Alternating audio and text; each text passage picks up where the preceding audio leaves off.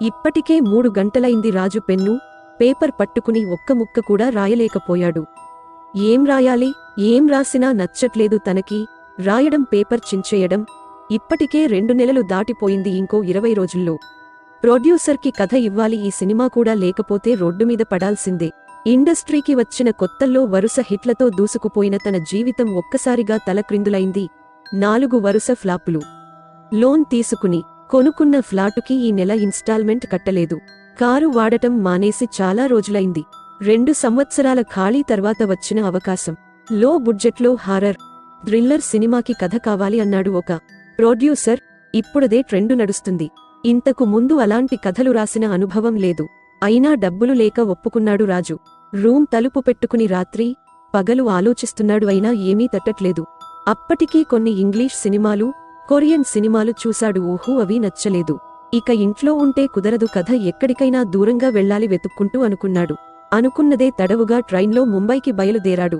తన ఫ్రెండ్ రవీందర్ అక్కడే జాబ్ చేస్తున్నాడు. ఎప్పుడూ రమ్మని అంటూ ఉంటాడు. సర్ప్రైజ్ ఇద్దామని తనకు చెప్పకుండా బయలుదేరాడు. ట్రైన్లో రకరకాల వ్యక్తులు, కొందరు ఫ్యామిలీతో వస్తే, కొందరు ఒంటరిగా. తన భోగీలో చాలామంది హిందీ మాట్లాడే వారే ఉన్నారు. రాజు హిందీ అర్థం చేసుకోగలడు కానీ మాట్లాడలేడు. రాజుకి వాళ్ల ఊరు ఆత్మారాం తగిలాడు. Atmaram physics professor. ముంబైలో ఉన్న తన కూతురు ఇంటికి వెళ్తున్నాడు. రాజు తనను తాను పరిచయం చేసుకున్నాడు. వారు చాలా విషయాలు మాట్లాడుకున్నారు. ఆ మాటల్లోనే తను ఒక హారర్ కమ్ థ్రిల్లర్ స్టోరీ రాయాలనుకుంటున్నానని చెప్పాడు. మీరు ఫిజిక్స్ ప్రొఫెసర్ కాబట్టి అడుగుతున్నా, దెయ్యాలు ఉంటాయా? ఉండవా? కుతూహలంగా అడిగాడు రాజు. మన కంటికి కనిపించేవన్నీ 3 డైమెన్షన్లో ఉంటాయి. ఈ విశ్వంలో 11 డైమెన్షన్స్ ఉన్నాయని అంటారు. ఈ లెక్కన దెయ్యాలు 4th డైమెన్షన్లో ఉండొచ్చని నా అభిప్రాయం అన్నాడు ఆత్మారాం కళ్ల జోడు సరిచేసుకుంటూ. అంటే దెయ్యాలు ఉన్నాయని మీరు నమ్ముతారా? ఆశ్చర్యంతో అడిగాడు రాజు. నమ్ముతాను. దెయ్యాల గురించి నేను చాలా విన్నాను. కానీ ఎప్పుడూ వాటిని చూడలేదు.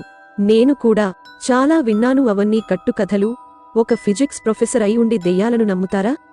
మూఢనమ్మకాలను ఖండించాల్సిన మీరు కూడా ఇలాంటివి నమ్మితే ఎలాగండి?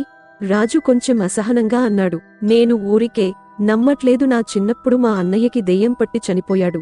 తర్వాత చాలామంది దెయ్యాల వల్ల చనిపోయినవారు నాకు తెలుసు. నాన్సెన్స్. సైన్సు ఇంత అభివృద్ధి చెందిన తర్వాత కూడా ఏదో కారణంతో చనిపోతే అది దెయ్యం వల్లనే అనుకునే మీకు ఫిజిక్స్ చెప్పడానికి కొంచెం కూడా అర్హత లేదు. ఆ జాబుకి రిసైన్ చేసి గుడి ముందు పూల కొట్టు పెట్టుకోండి ఆవేశంతో అన్నాడు రాజు.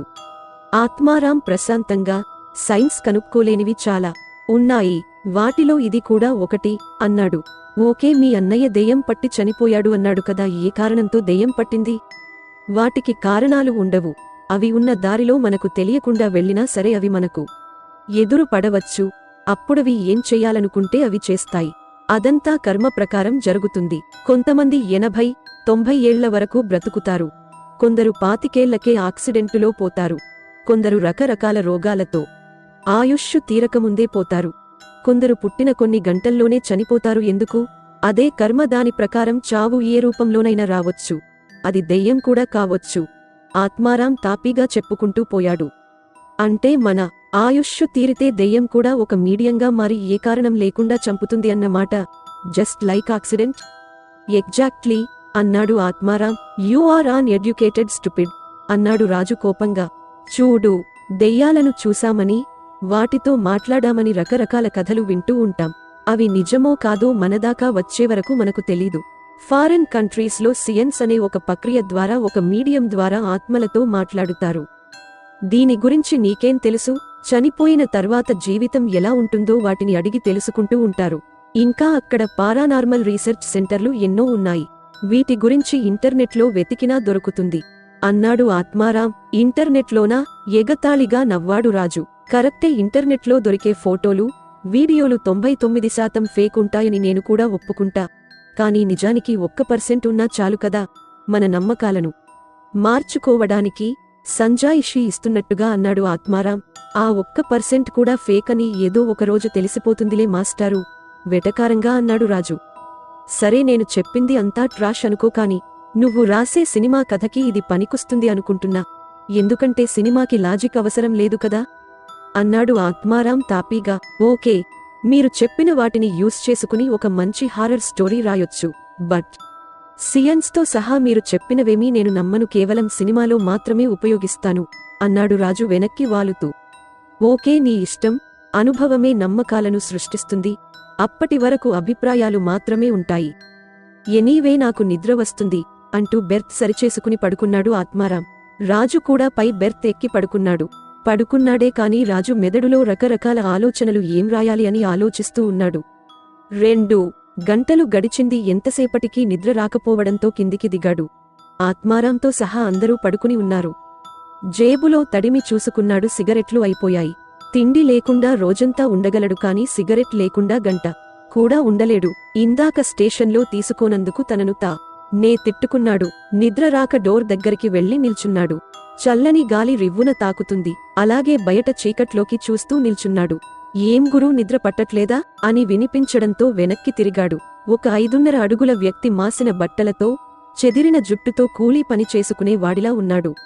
నాకు కూడా నిద్ర పట్టడం లేదు గురూ, అందుకే ఇటూ తిరుగుతున్నా అంటూ జేబులోంచి సిగరెట్ తీసి వెలిగించుకున్నాడు. అతని చేతిలో సిగరెట్ చూడగానే రాజుకి ప్రాణం లేచి వచ్చినట్టనిపించింది. తను తాగే బ్రాండే ఎలా అడగాలా అని సంకోచిస్తున్న రాజుని చూస్తూ, ఏంటి గురూ, సిగరెట్ కావాలా అని జేబులోంచి మరో సిగరెట్ తీసి రాజుకి ఇచ్చి తనే అగ్గిపుల్లతో వెలిగించాడు. రాజుకి ప్రాణం లేచి వచ్చినట్టయింది. గుండెల నిండా పొగ పీల్చి తలుపు నుండి బయటికి వదిలాడు. ఎక్కడికి గురూ? ఢిల్లీకి. ఏం పని మీద వెళ్తున్నారో? ఏం పని లేదు, ఊరికే ఫ్రెండుని కలవడానికి. మంచిది. ఏం పని చేస్తుంటావ్ గురూ? నేను రైటర్ని. అంటే సినిమాలకు కథలు రాస్తూ ఉంటా. అవునా గురూ, నాకు సినిమాలంటే పిచ్చి. ఇంతకీ ఏ సినిమాలకి కథ రాసారు గురూ? వాసుకి, తొలకరి, సునంద. తెలుగు సినిమాలా గురూ? నేను తెలుగు సినిమాలు పెద్దగా చూడను. తమిళ్, మలయాళం, భోజ్పురి ఇలాంటివే నచ్చుతాయి. ఓహో అంటూ కాలిపోయిన సిగరెట్ను డోర్లోంచి బయటికి విసిరాడు రాజు. ఇంకో సిగరెట్ కావాలా గురూ? నెక్స్ట్ స్టాప్ రావడానికి ఇంకో 2 గంటలు పడుతుంది అంటూ మరో సిగరెట్ తీసి రాజు చేతిలో పెట్టాడు. రాజు కాదనలేక తీసుకున్నాడు. మర్చిపోయాను, నా పేరు శంకర్. మీ పేరేంటి గురూ? రాజు. గురూ, సినిమా కథలంటే మంచి రొమాన్సు ఉంటుందా? మరో సిగరెట్ వెలిగిస్తూ అన్నాడు శంకర్. అన్నీ ఉంటాయి. తర్వాత సినిమా ఏం రాస్తున్నారు గురూ? రాజుకి చెప్పాలి అనిపించకపోయినా హారర్, థ్రిల్లర్ లాంటిది అన్నాడు. అవి ఎవరు చూస్తారు గురూ? మంచి మసాలా సినిమా రాయకూడదు. మాలాంటి వాళ్ళు ఎగబడి చూస్తారు. పండ్లు కనిపించేలా నవ్వాడు శంకర్. అతని పళ్లన్నీ గారపట్టి ఉన్నాయి. రాజుకి అతన్ని చూస్తేనే అసహ్యంగా అనిపించింది. రాజు ఏం మాట్లాడలేదు. గురూ, మీరేం అనుకోకపోతే నేను కూడా ఒక మంచి కథ చెప్తా గురూ. ఎప్పుడైనా అవసరమైతే వాడుకోండి. రాజు అదేం పట్టించుకోకుండా చేతిలో ఉన్న సిగరెట్ వెలిగించి డోర్ నుండి బయటికి చూడసాగాడు. మా ఫ్రెండ్ సూర్యగాడి పక్కింటి ఆంటీతో లవ్ స్టోరీ చెప్పమంటావా గురూ? మంచి థ్రిల్లర్ కథలా ఉంటుంది నవ్వుతూ అన్నాడు శంకర్. రాజు అసహనంగా చూశాడు. పోనీ నా 7వ తరగతిలో ప్రియతో జరిగిన ఫెయిల్యూర్ లవ్ స్టోరీ చెప్పమంటావా గురూ? మంచి ఫీల్ ఉంటది. ఆ బాధ తట్టుకోలేకే నేను చదువు మానేసినా చెప్పమంటావా గురూ? రాజు సిగరెట్ బయట పారేసి చిరాకుగా శంకర్ వైపు చూశాడు. ఏదో సిగరెట్ ఇచ్చిన కృతజ్ఞతా భావంతో అప్పటిదాకా భరిస్తూ వచ్చాడు. ఇక ఓపిక నశించి, నాకు నిద్ర వస్తుంది, వెళ్ళి పడుకుంటా అన్నాడు. అవునా గురూ, ఇంకొద్దిసేపు ఉంటే మంచి స్టోరీలు చెప్పేవాణ్ణి. ఓకే గురూ, గుడ్ నైటు. రాజు అక్కడి నుండి వెళ్లబోయాడు. టైం చూసుకుంటే 1 గంట అయింది. కానీ గురూ, మీరు ఇంకో 2 గంటలే నిద్రపోతారు. ఏం అన్నాడు రాజు. ఎందుకంటే ఇంకో 2 గంటల్లో ఈ ట్రైన్ పట్టాలు తప్పుతుంది. నీకెలా తెలుసు? నాకు అన్నీ తెలిసిపోతాయి గురూ. ఎలా అని అడగకండి. బిష్నోయ్ అనే ఊరి దగ్గర ట్రైన్ పట్టాలు తప్పుతుంది. అప్పుడు మనకు చాలా టైం దొరుకుతుంది. అప్పుడు మీకు మంచి కథ చెప్తాలే. మీ సినిమాకి పనికొచ్చే కథ. అంటే మీరు దొంగలా? నువ్వు దొంగల ముఠాలో పార్ట్నర్వా? అనుమానంగా అన్నాడు రాజు. అయ్యో గురూ, ఎంత మాటన్నారు. నాలాంటి వాన్ని అనుమానిస్తారా? నేను చాలా మంచివాన్ని గురూ. నా దోస్తు సూర్యగాడే శాడిస్టు. నేను అలాంటివాన్ని కాదు గురూ. అయితే ట్రైన్ పట్టాలు తప్పుతుందని నీకెలా తెలుసు? అది మాత్రం అడగొద్దు గురూ, మాకన్నీ తెలిసిపోతాయి అంటూ వెకిలిగా పళ్ళు బయటపెట్టి గట్టిగా నవ్వుతూ బిత్తర చూపులు చూశాడు. నాన్సెన్స్, ఇంతసేపు ఒక పిచ్చివాడితో మాట్లాడానన్న మాట అని మనసులో అనుకుని అక్కడినుంచి తన బెర్త్ వైపు వెళ్లాడు. జాగ్రత్త గురూ, తలకు మెత్తనిది ఏదైనా చుట్టుకుని పడుకోండి, లేదంటే దెబ్బ తగులుతుంది వెనక నుండి అన్నాడు శంకర్ మళ్లీ గట్టిగా నవ్వుతూ. రాజు అదేం పట్టించుకోకుండా పైకి ఎక్కాడు. పడుకోగానే నిద్రపట్టేసింది. కొద్దిసేపటికి తలకు ఏదో బలంగా తగిలేసరికి కళ్ళు తెరిచాడు రాజు. అందరూ కేకలు పెడుతూ పరిగెత్తుతున్నారు. కొందరు దెబ్బలు తగిలి పైకి లేవలేక మూలుగుతున్నారు. ఇంకొందరు వేరేవాళ్లు బయటికి వెళ్లడానికి సహాయం చేస్తున్నారు. రాజు నెమ్మదిగా కిందికి దిగాడు. తగిలిన దెబ్బకు తల దిమ్ముగా ఉంది. మెడ పట్టేసింది. కిందికి దిగగానే కళ్ళు భైర్లు కమ్మినట్టు అనిపించింది. కొద్దిసేపటికి తేరుకుని నెమ్మదిగా ట్రైన్ బయటికి వచ్చాడు. చుట్టూ చీకటి. వర్షం పడి వెలిసినట్టుంది. నేలంతా బురద బురదగా ఉంది. తమ భోగికి ముందు ఉన్న భోగీలు ఒకవైపుకి ఒరిగి దారుణమైన స్థితిలో ఉన్నాయి. అదృష్టం, వీరి భోగి కొద్దిగా వంగింది అంతే. పోలీసులకి ఫోన్ చేద్దామని ఫోన్ తీశాడు. సిగ్నల్ లేదు. ఫోన్లో టార్చ్ లైట్ ఆన్ చేసి చూశాడు. చుట్టూ పంట పొలాలు ఉన్నట్టున్నాయి. కొద్ది దూరంలో ఒక బోర్డుపై శంకర్ అనే అక్షరాలు కనబడ్డాయి. రాజు ఆశ్చర్యంగా అటే చూస్తున్నాడు. ఏడుపులు, కేకలు తప్ప ఏమీ వినిపించడం లేదు. అంతా గందరగోళంగా ఉంది. ఏమైనా సహాయం చేద్దామనుకుంటే తన మెడ పట్టేసి ఎటూ తల తిప్పలేని పరిస్థితి. రాజు మెడను పట్టుకుని అటూ ఇటూ తిప్పడానికి ప్రయత్నం చేస్తున్నాడు.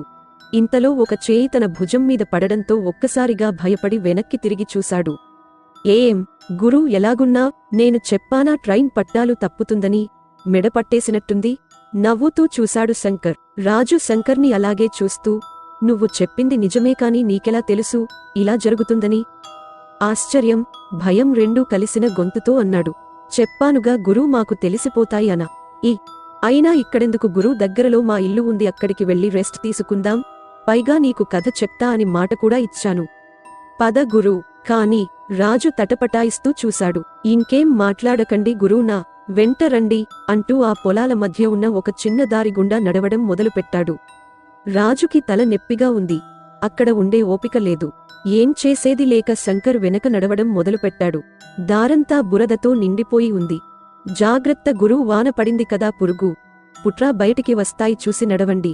నాకంటే అలవాటే, ఇటు రండి అన్నాడు శంకర్ రాజుకి దారి చూపిస్తూ. మీ ఇల్లెక్కడా అన్నాడు రాజు. ఇంకో 2 కిలోమీటర్లు నడిస్తే వస్తుంది. కొద్దిగా ఓపిక తెచ్చుకోండి. ఈలోపు నా జీవితంలో నిజంగా జరిగిన కథ చెప్తా. రాజు ఏం మాట్లాడలేదు. అతనికి ఆశ్చర్యంతో పాటు కొద్దిగా భయం కూడా కలిగాయి. ఒక పక్క మెడ నెప్పి భరించలేకుండా ఉంది. కొంచెం రెస్ట్ కావాలనుకుని శంకర్ వెంట మౌనంగా నడుస్తున్నాడు. గురూ, 3 సంవత్సరాల క్రింద ఏమైందంటే నేను, నా దోస్తు సూర్యగాడు ఒక బిల్డింగ్ కడుతుంటే కూలీలుగా చేరాం. రోజూ పొద్దంతా పని చేయడం, రాత్రైతే సారా తాగి పడుకోవడం, ఇదే మా జీవితం. సాయంత్రం కాగానే పనోళ్ళందరూ ఎవరింటికి వారు వెళ్ళిపోయేవారు. మేమిద్దరం ఒంటికాయ సొంటిగాళ్ళం, మాకెవరున్నారు? రోజూ ఆ ఇంటి టెర్రస్ పైకి ఎక్కి రాత్రంతా తాగుతూ అక్కడే పడుకుని తెల్లారే లేచి పని చూసుకునే వాళ్లం. మా సూర్యగాడికి ఒక సాడిస్టు బుద్ధుంది. రాత్రి పూట ఫుల్లుగా తాగి ముసుగు వేసుకుని రోడ్డుమీద పోయేవారందరినీ భయపెడుతూ ఉండేవాడు. వాడికి అదొక సరదా. నేను కూడా రకరకాల శబ్దాలు చేస్తూ వాడికి వంతపాడేవాణ్ణి. ఒకరోజు అలాగే పనోళ్ళందరూ వెళ్లిపోయాక సారా తీసుకుని పైకి ఎక్కి మందు కొడుతున్నాం. ఇంతలో ఎవరో వస్తున్న చప్పుడు కావడంతో భయంతో ట్యాంక్ వెనక్కి వెళ్లి దాక్కున్నాం. ఆ ఇంటి ఓనర్, అతడి భార్య పైకి వచ్చారు. కొంచెం సేపు బాగానే మాట్లాడుకున్నారు. తర్వాత ఆమె గొడవ పెట్టుకోవడం మొదలుపెట్టింది. వాళ్ల మాటల్లో తెలిసిందేంటంటే మా ఓనరుకి వేరే అమ్మాయితో సంబంధం ఉంది. ఆమెను వదిలేయమని ఓనర్ భార్య ఏడుస్తుంది. అతడు ఇద్దరినీ చూసుకుంటానని బుజ్జగిస్తున్నాడు. ఆమె వినడం లేదు. వారిద్దరి మధ్య మాట పెరిగింది. మా సూర్యగాడు ఆ గొడవంతా సెల్ ఫోనులో రికార్డ్ చేశాడు. ఆ గొడవలో మా ఓనర్ ఆమెను బిల్డింగ్ పైనుండి కిందికి తోసేశాడు. తర్వాత కిందికి వెళ్లిపోయాడు. కొంతసేపటికి ఒక పోలీస్ ఆఫీసర్ వచ్చాడు. వాళ్ళిద్దరూ ఏమో మాట్లాడుకున్నారు. మరుసటి రోజు పేపర్లో ప్రమాదవశాత్తు బిల్డింగ్ పైనుండి పడి మహిళ మృతి అని వచ్చింది. ఆ పోలీస్ ఆఫీసర్ లంచానికి లొంగిపోయాడని అర్థమయింది. మేమిద్దరం ఓనర్ దగ్గరికి వెళ్లాం. జరిగింది చూశామని, రికార్డు చేశామని వీడియో చూపించాం. అడిగినంత డబ్బు ఇవ్వాలని బెదిరించాం. మా పంట పండింది. ఓనర్ మాకు ఎంత డబ్బు కావాలంటే అంత డబ్బు ఇచ్చేవాడు. మాకు ఉండడానికి ఇల్లు లేకపోవడంతో అదే ఇంట్లో కింద చిన్న గదిలో ఉండేవాళ్లం. కొన్ని రోజులకు మా ఓనర్ ఆమె లవర్ని పెళ్లి చేసుకుని అదే ఇంటికి తీసుకువచ్చాడు. ఇద్దరూ ఏక్ తుజే కేలియే అన్నట్టు ఉండేవారు అంటూ ఆపి ఎదురుగా చూపిస్తూ, అదే నేను చెప్తున్న ఇల్లు, అక్కడే మేము ఉండేది అన్నాడు శంకర్. రాజు ఇల్లుని చూస్తూ, తర్వాత ఏమైంది అన్నాడు. ఒక రోజు నేను సారా తాగి ఇంట్లోకి వెళ్తుంటే ఇంటిపైన ఏదో ఆకారం తిరుగుతున్నట్టు కనిపించింది. చూస్తుంటే దెయ్యంలాగే ఉంది. అది మా సూర్యగాడి పనే అనుకున్నాను. మందు ఎక్కువై వీడు నన్ను కూడా భయపెట్టడానికి చూస్తున్నాడు వెధవ అనుకుని నేను రూములోకి వెళ్లాను. అక్కడ సూర్యగాడు నిద్రపోతూ ఉన్నాడు. నాకు వెన్నులో వణుకు పుట్టింది. వీడు ఇక్కడ ఉంటే బిల్డింగ్ పైన ఉన్నది ఎవరు అనుకుని బయటికి వచ్చి చూసా, అక్కడ ఏమీ లేదు. అదంతా నా భ్రమ అనుకున్నా. మరుసటి రోజు రాత్రి సూర్యగాడు ఫుల్లుగా తాగి పదరా ఎవరినైనా భయపెడదామంటూ రోడ్డు మీదికి తీసుకెళ్లాడు. దెయ్యంలా ముసుగు వేసుకుని ఒక చెట్టు పక్కకు నిల్చున్నాడు. రోడ్డు మీద ఒక అమ్మాయి వస్తూ కనిపించింది. నేను సైగ చేశాను. వాడు ముసుగుతో ఆమె ముందుకు దూకాడు. నేను రకరకాల శబ్దాలు చేశాను. ఆ అమ్మాయి అస్సలు భయపడలేదు. నా చావుని మీ జల్సాలకి వాడుకుంటారా? మీరెవ్వరినీ వదిలిపెట్టను అంటూ గాలిలో అమాంతం లేచింది. మాకు తాగిందంతా దిగిపోయింది. పై ప్రాణాలు పైనే పోయాయి. వెనక్కి తిరగకుండా ఇంటికి పరిగెత్తాం. రాత్రంతా వణుకుతూ కూర్చున్నాం అంటూ శంకర్ కళ్ళు పెద్దవి చేసి చూశాడు. అంటే చనిపోయిన అమ్మాయి దెయ్యమయిందన్న మాట. ఇలాంటి సొల్లు చెప్తే నేను నమ్ముతాను అనుకున్నావా? సిగరెట్ వెలిగిస్తూ అన్నాడు రాజు. సొల్లు కాదు గురూ, నిజం ఒట్టు. ఆ తర్వాత చాలాసార్లు ఆ దెయ్యం మాకు కనిపించింది. అదే విషయానికి మా ఓనరుకి చెప్పాం. అతను నమ్మలేదు. కొన్ని రోజులకు మా ఓనరుకు సాయం చేసిన పోలీసు బిల్డింగ్ మీది నుండి దూకి ఆత్మహత్య చేసుకున్నాడు. జీవితంలో ఏ బాధ లేనివాడు ఎందుకు ఆత్మహత్య చేసుకున్నాడో మా ఓనరుకు అర్థం కాలేదు. కానీ మాకు తెలుసు అది దెయ్యం పనే అని. అదే విషయానికి అతనికి చెప్పామైనా కూడా నమ్మలేదు. పోయేకాలం వస్తే అంతేగా గురూ అన్నాడు కాలిపోయిన సిగరెట్ పక్కకు పడేస్తూ శంకర్. ఓహో, రివెంజ్ స్టోరీ అన్న మాట తెలుగు సినిమాకి పనికి వస్తుందిలే. చెప్పు కానీ నిజంగా జరిగింది అని మాత్రం కలరివ్వకు. పొగ చీకట్లోకి వదులుతూ అన్నాడు రాజు. నువ్వు నమ్మినా నమ్మకపోయినా నిజం గురూ, ఒట్టు అంటూ తల మీద చెయ్యి వేసుకున్నాడు శంకర్. సర్లే, నీ ఒట్టు కోసమైనా నమ్ముతానులే. తర్వాత ఏమైందో చెప్పు ఎగతాళిగా అన్నాడు రాజు. తర్వాత కొత్తగా వచ్చిన అమ్మగారికి కూడా ఆ దెయ్యం కనిపించి భయపెట్టేది. దీంతో ఆమె ఇంట్లో నుండి వెళ్ళిపోతానని ఓనర్ని బతిమిలాడింది. ఆయన అవన్నీ పిచ్చి పిచ్చి నమ్మకాలని కొట్టిపడేశాడు. ఓనర్కి తెలియకుండా అమ్మగారితో కలిసి రకరకాల పూజలు చేయించాం. బెంగాల్ నుండి మంత్రగాళ్లను తెచ్చి హోమాలు చేయించాం. ఆ దెయ్యం వెళ్ళిపోయిందా? వెళ్ళిపోయుండదే. అలా వెళ్తేస్ట ఓరీ ఆగిపోతుందిగా అన్నాడు రాజు వెటకారంగా. అవును గురూ, వెళ్ళిపోలేదు సరికదా. అప్పటినుండి తన ప్రతాపం చూపించేది. రాత్రి పూట ఇల్లంతా ఒక్కసారిగా మంచు కురిసినంత చల్లగా అయిపోయేది. అంతలోనే నిప్పులు కురిసినంత వేడిగా అయిపోయేది. మా ఓనర్కి ఏం జరుగుతుందో అర్థం కాకపోయేది. ఇంట్లో దయ్యం ఉందని ఎంత చెప్పినా వినేవాడు కాదు. దీంతో మాకు చిరాకు వేసి ఇంట్లో నుండి వెళ్ళిపోవాలని నిర్ణయించుకున్నాం. నేను, సూర్యగాడు మూట ముల్లె సర్దుకుని రైల్వే స్టేషన్ వైపు వెళ్తున్నాం. ఇంతలో అదే ఆకారం గాలిలో తేలుతూ మా ముందుకు వచ్చింది. మేము భయపడిపోయి పరుగెత్తాం. తను రకరకాల శబ్దాలు చేస్తూ వెంబడిస్తూనే ఉంది. ఆ శబ్దాలు అచ్చం నేను చేసినట్టే ఉన్నాయి. రైలు పట్టాల మీద పరిగెత్తుతున్న మా కాళ్ళు పట్టాల్లో ఇరుక్కున్నాయి. ఎంత బయటికి లాగినా రాలేదు. ఇంతలో ట్రైన్ వచ్చి ఇద్దరినీ నుజ్జు చేసి వెళ్ళిపోయింది. ఆ తర్వాత ఏమైందో నాకు తెలీదు. రాజు ఒక్కసారిగా ఆశ్చర్యపోయాడు. కాని ఇంతలోనే తేరుకుని, భలే జోకులేస్తున్నావ్, అంటే నువ్వు చచ్చిపోయావా అన్నాడు. అవును గురూ, నేను చచ్చిపోయి చాలా రోజులైంది. అంటే నేను దెయ్యంతో మాట్లాడుతున్నానన్న మాట. అవును గురూ, మామూలుగా మేము ఎవ్వరికీ కనిపించం, కొన్ని రాక్షస గడియల్లో పుట్టిన వారికి తప్ప. అందుకే జనాలు ఎక్కువగా తిరిగే ప్లేసుల్లో మేము తిరుగుతూ ఎవరికైనా కనిపిస్తామేమో అని అందరినీ పలకరిస్తూ ఉంటాము. అదృష్టం బాగుండి ఈరోజు మీరు కనిపించారు. అయితే నేను రాక్షస గడియల్లో పుట్టాను అంటావు.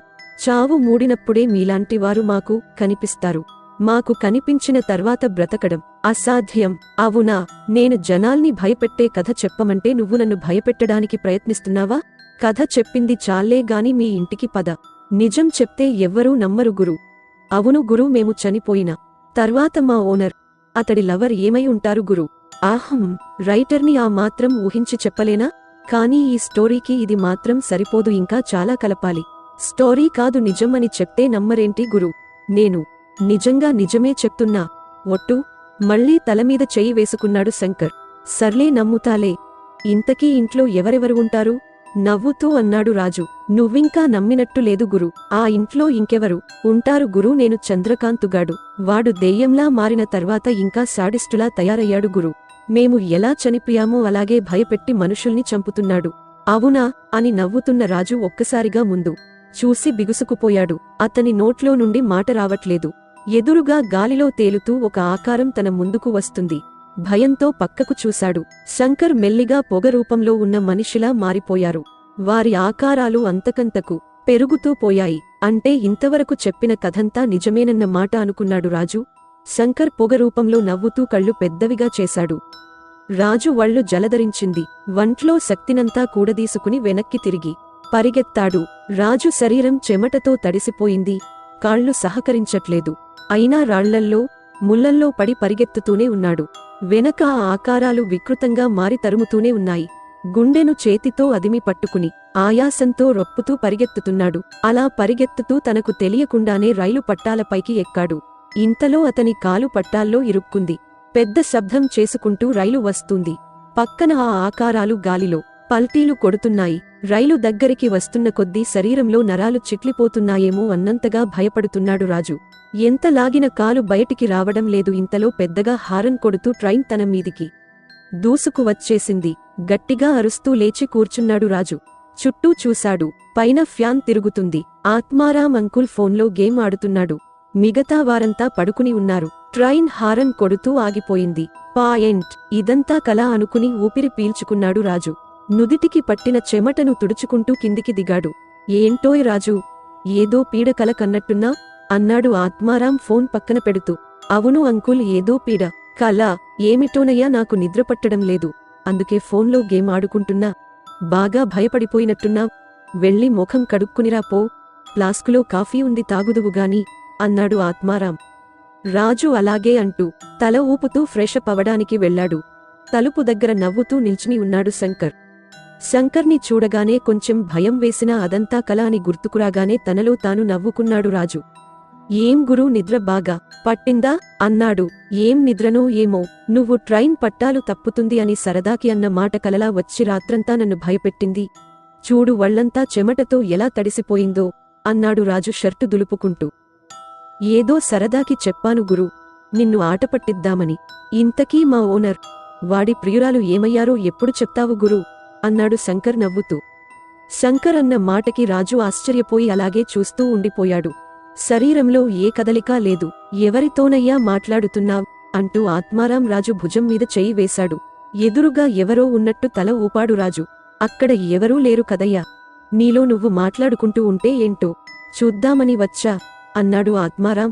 రాజు శంకర్నే చూస్తూ ఉన్నాడు. శంకర్ మెల్లిగా గాలిలో కలిసిపోయాడు. ఇంకో 10 నిమిషాల్లో బిష్నోయ్ దాటుతాం. ఎవరో ఫోన్లో మాట్లాడుతున్నారు. ఇది నిజామా ఇంకా కలలోనే ఉన్నానా అన్న భ్రమలో నోటమాట రాక అలాగే నిల్చుండిపోయాడు రాజు. ట్రైన్లో ప్రతి ఒక్కరూ పడుకుని ఉన్నారు. చీకట్లో ట్రైన్ హారన్ కొడుతూ ముందుకు దూసుకు